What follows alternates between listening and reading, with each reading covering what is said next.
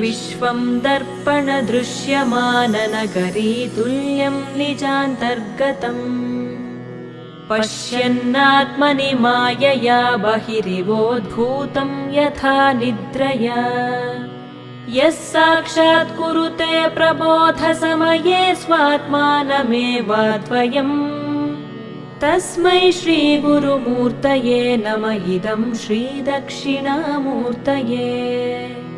तस्मै श्रीगुरुमूर्तये नमः इदं श्रीदक्षिणामूर्तये बीजस्यान्तरिवाङ्कुरो जगदिदं प्राङ्निर्विकल्पं पुनः मायाकल्पितदेशकालकलना वैचित्र्यचित्रीकृतम् मायावीव विजृम्भयत्यपि महायोगी वयस्वेच्छया तस्मै श्रीगुरु